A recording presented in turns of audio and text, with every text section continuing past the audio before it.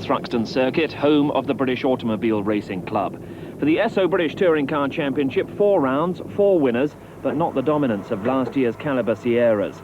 Guy Edwards has crashed in practice. He's out of the race. Bad luck continues for Andy Rouse's team. We had quite a bad race at Donington for a variety of reasons, and we figured that was going to be the lowest point, and from here onwards our luck was going to go up, you know. But practice has gone okay for my car, you know, on the front row, in with a good chance. So hopefully we can do the business today, but it's unfortunate the guy's not going to be there to help me. Surprise winner of the last Thruxton round, Dave Brodie, a driver without the big budget and big support of his rivals. A fact he's far from reluctant to emphasise. Well, these turkeys, they're going to have to get up early in the morning if they want to take me and my team on, right? They turn up with their big transporters and their good-looking motorhomes. They prance around the paddock all day long in their overalls, right? But when it comes to get the business done, they're a bunch of wallies apart from Andy. Brodie's much improved performance had led to protests from other teams that he was running on illegal fuel. He claims his advantage is not octane, but experience. 26 years of driving saloon cars, right? There's only one person in this paddock that's ever been in front of me, and that's Andy Rouse. The rest of them are a bunch of Group N drivers, right? And why should they be in front of me? They never did before. Why should they do it now? I mean, Guy Edwards had more spins and rock around the clock. Frank Sittner's had more rolls than Joe's Chilk Corner Cafe, right? And what sort of an example is that to set the public? I think it's diabolical. I've never seen driving, 26 years driving saloon cars, I've never seen such pitiful, ridiculous driving like it in my life. It's no good to us doing anything other than winning. I don't mind a close second or a close third, but we come here to win. That's our business. So things more than a little fired up for this 5th round of the championship, and Dave Brodie is true to his word, having claimed pole position from the driver he admires. In fact, having qualified almost a second faster than Andy Rouse.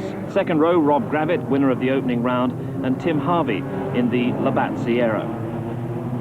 Guy Edwards had qualified on the 3rd row but had no chance of making the race after his practice crash, but Mike Newman, he qualified well.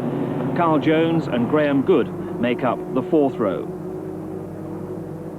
Rows 5 and 6, and behind them, James Weaver in the BMW M3 had qualified just ahead of his Class B rival Frank Sittner. John Cleland, the leading qualifier from Class C, Phil Dowsett in Class D. Round 5 of the Esso British Touring Car Championship. Once again, we hear from Murray Walker. As Dave Brodie in the white Sierra and Andy Rouse on the right follow the pace car round for the rolling start. It's really hot at Thruxton. 17 laps at over 100 miles an hour. They're going to be tough on the tyres. Brodie won last time and Rouse the time before, but no one's won twice this year, as off they go. Round 5 is go, and it's Andy Rouse leading. Brodie going through though. Brodie going through on the inside at the right-hander at Allard. Rouse hits the grass and hits Brodie. But Brodie weaving is really putting the power down. Into the right-hander at Campbell, the left-hander at Cobb. Now up to Seagrave. Brodie, Rouse, Gravitt and Harvey. And now we're in car with Frank Sittner in the BMW. David Pinkney goes off. David Pinkney in the Ford Sierra Cosworth goes off. Comes from Harpenden, and he's really got a struggle on his hands now. He's got to get back into the race. Meantime, up at the front, there are 6 Sierra Cosworths. Dave Brodie, Rouse, Gravitt, Harvey, Jones and Mike Newman. And the winners of the first 3 rounds are 1st, 2nd and 3rd. And Rob Gravitt in the red and white Sierra is challenging Andy Rouse for 2nd place. Closing right up on him. A long drag down to the chicane at over 150 miles an hour. Brodie in front, Rouse closes up into the chicane. It's Brodie, then Rouse, Gravitt, Harvey, Jones, Newman, absolutely together. Over the line. And look for Carl Jones there with the yellow headlamps. It's an amazing drive. In this morning's qualifying, he was harpooned by Guy Edwards, and he's had to rebuild the car. There he is. Up to the complex. Brodie leading by 1.5 seconds. Gravitt is challenging Rouse for 2nd place. Harvey, then Jones, Newman, and Jerry Marney in the white Sierra in 7th place. Now up to Seagrave, and Gravitt is attacking again. Village, and Gravitt is passing Rouse up into 2nd place. Gravitt goes through, Rouse goes down to 3rd position, and there is Gravitt ahead of Andy Rouse. Now, is he going to pull away? The Cartel car has got terrific speed, but Rouse is fighting back. He's closing up on the rear wheel of Gravett fourth, Sierra Cosworth. He's responding down to the chicane. Brodie leads, Gravett second, Rouse third, and Jones and Newman, look, they are ahead of Harvey. End of the lap. Over the line. And Brodie leads, Gravett second, Rouse third, then it's Jones, Newman, Harvey.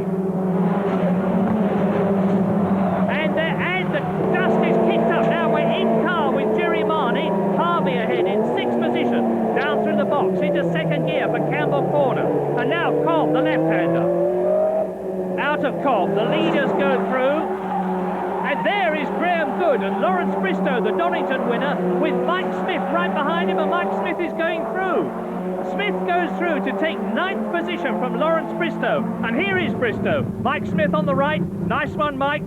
He's through and up a place. So Mike Smith on his way, chasing his teammate Rob Gravett, and Ian Forrest's BMW M3 is out of the race onto the grass. Down to the chicane, Rob Gravett in second place. Ahead of him is Brodie, and he's catching Brodie. Rouse is third, Jones is fourth, Newman, Harvey and Marnie, fifth, sixth and seventh. Now, last year, Andy Rouse was in a class of his own, but here today at Thruxton, he is struggling. Up to Allard, and Mike Smith is charging. He's obviously got his car set up better. He's passed Good into 8th position, and Bristow is going for it, and off! Off goes Lawrence Bristow. Let's have a look at it again. This is what Bristow saw. Mike Smith ahead, out of the chicane, in front of Lawrence Bristow. Smith going past Graham Good on the right. And here we go. We're going to take Graham Good, clip in, and we hit collision, contact, and away. And Bristow sees drivers go through to pass him. He's on his way again, but he's lost a lot of places.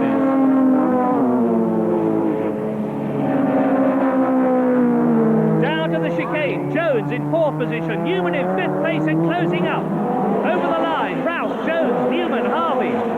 And I suspect for the Tim Harvey there, number 7 is conserving his tyres. He's taking it easy. But there's a terrific battle for 4th position. Jones, Newman and Harvey. Number 3, Mike Newman there in 5th position, carrying Carl Jones. Tim Harvey right behind him. And Newman goes through. Newman takes Jones and he's been clipped. Part of the body trim is trailing and it's fouling the tyre, and that is very bad news. 3 abreast into Seagrave. Harvey on the left, Jones on the right, Newman in the middle. Harvey goes past both of them to take 4th position. And Sittner comes into the pits. The British Touring Car Champion of 1988 was 15th. In to change tyres, maybe the wrong compound, but in comes Lawrence Bristow too. He's going to change tyres because he probably damaged them in the spin he had. So it's all action, the pneumatic hammers are going, the wheels go on, Lawrence Bristow sits impassively there. Bit of delay on the rear wheel, still got to tighten up the front nut. That's it, down go the jacks, out goes Bristow. And we're with Sittner now, but they've both got to wait until the lights change to green so that they know the track is clear. Bristow blasts out. And he rejoins the track just behind Mike Newman, number 3, who is in 5th position. With that trim still trailing, that's one way to distract the opposition and save a bit of weight. Still dragging it. Hard right, and off it comes. Jones misses it. On his way goes Mike Newman. No problem now, and that will fit my Sierra nicely. Thanks, Mike. And Jerry Marnie is out of the race, and what an awful season poor Jerry's having. It looks as though he's got the same problem he had at Donington. No, that's smoke rather than steam. Jerry out to lift the bonnet to let the fire marshals get at it. There's a red-hot turbo down there, and it's not doing our in-car camera much good either. Smoke billowing all over the place. Jerry Marnie very definitely out of the race. Another bad one for him.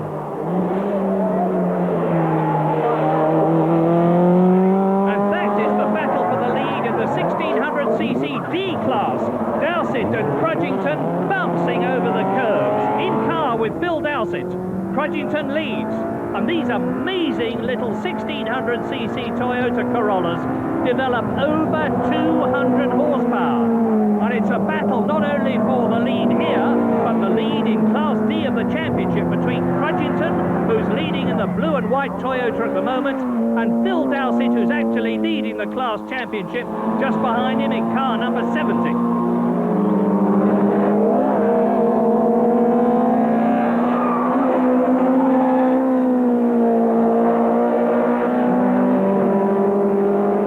Look at this action ahead of them. Sean Walker Sierra is 10th. Number 33, Frank Sidner, has been lapped, but his teammate James Weaver is behind him, and he is in 11th place, and he needs to get past Sidner to get to grips with Sean Walker.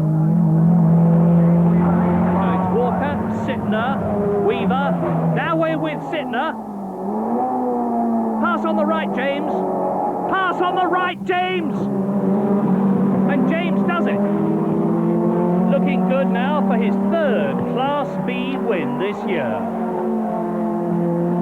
And he even gives Frank Sidner a cheery little wave, being very polite to each other today. And that is John Cleland leading the 2-litre class in his Vauxhall Astra. But up at the front, there is Dave Brodie, still leading, 4 seconds ahead of number 21, Rob Gravett, both of them in Ford Sierra Cosworths, as the battle in the D class between Crudgington and Dowsett continues. Now, Dave Brodie is coming up to catch these two, and it's not going to be very long before it happens. Dave, there he is in the background, has been racing 26 years. He's confident, he's flamboyant, he's a real racer. There he is, and he is winning.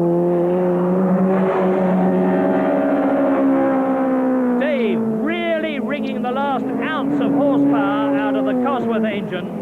He's got a comfortable lead. He's going to win. He's got the car set up absolutely beautifully. Crudgington and Dowsett coming down together towards the chicane. And Dowsett is starting to challenge. He's going to try and take... Yes, here we are, in car with Dowsett. He's going through on the inside. He goes through on the inside. He takes Crudgington. That is Brodie coming up behind both of them. And behind Brodie, there is Gravett. Over the line now. Brodie takes both of them. And now it's Rob Gravett's turn. Up to Campbell, the right-hander, after they have cleared the left sweep that they're into now. Brodie approaches Campbell. Dowsett and Crudgington behind him, and Rob Gravett is about to take them both. But Crudgington is right up alongside Dowsett. He's going to take the lead, and Gravett is going to take them both right on the apex, and they hit each other. Dowsett, oh my goodness! A full 360-degree spin, the wheel is off, the grass has caught fire. But Rob Gravett looks at Dowsett out, up onto the bank. Gravett is out of the car. Miraculously, they are both perfectly okay as the fire marshals slip on the grass. They're going to have to jump down onto the bank to set about the fire. They've got it out already. Well done indeed. That's a very nasty accident. But amazingly, Phil Dowsett looks perfectly all right. So now let's have a look at it from his point of view again. There is Dave Brodie in front. We're turning into the right-hander, and there is Gravett. Slam bang into the tyre wall, and Dowsett does the same thing. Thank heavens for that protection. And now Crudgington leads Class D. Rouse is right up behind him, number 1, second in the race. And then it's Harvey and Newman really close to each other, and this is Mike Smith on the right trying to lap Lawrence Bristow, and they've touched each other at the chicane, and Bristow is off, nearly hits the pit lane Armco. Miraculous recovery. And there on the left is Mike Smith. Away he goes. And Mike Smith has got the momentum. He's pulling away. But Lawrence Bristow may have been lapped, but he isn't giving in. And watch that turbo gauge needle, the big white one. He's definitely reeling Mike Smith in again.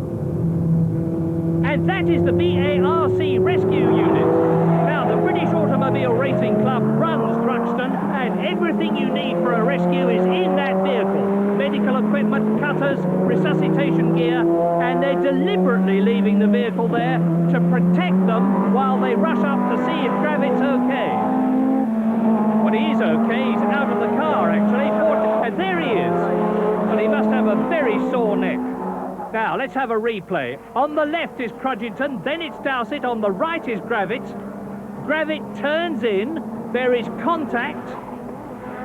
Straight onto the grass, into the tyre wall. Dowsett does the same thing. 360-degree spin from Rob Gravit. The wheel is off, the back is up, and the grass catches fire. That could have been very, very nasty indeed. And Dave Brodie is slowing. There he is. And that is Andy Rouse going through.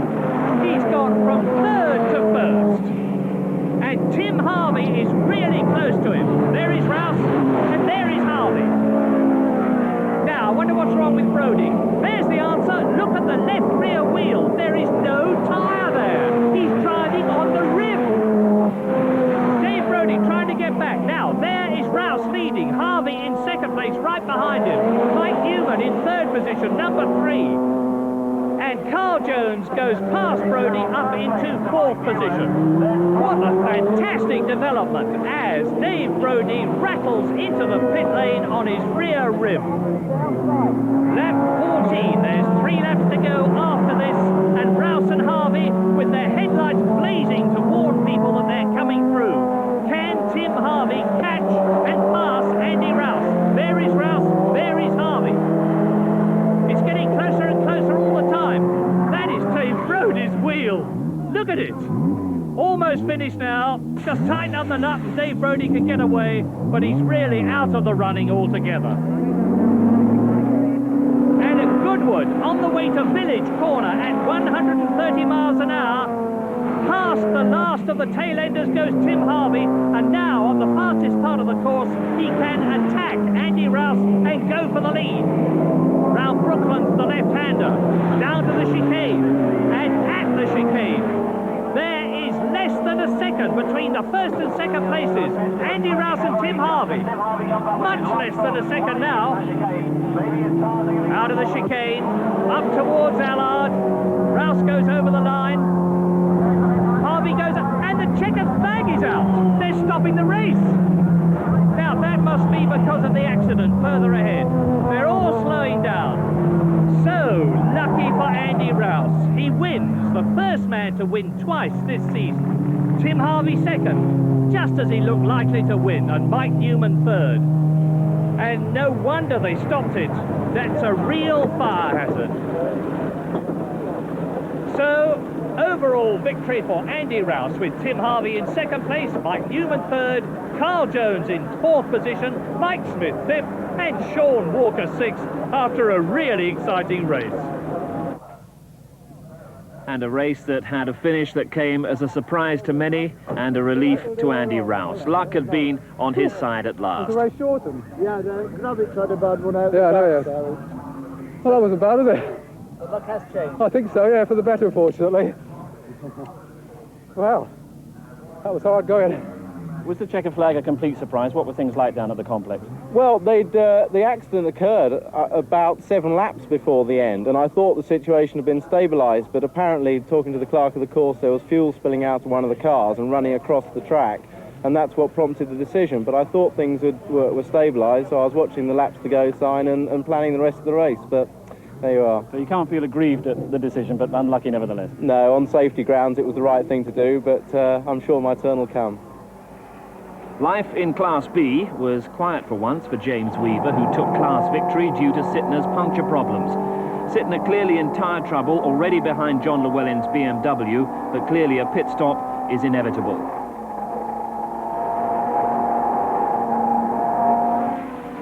So Weaver unchallenged for class victory and the fastest lap, and for once no recriminations in the BMW camp. Everyone talks about what the atmosphere must be like within the team. Now, what in fact is it like?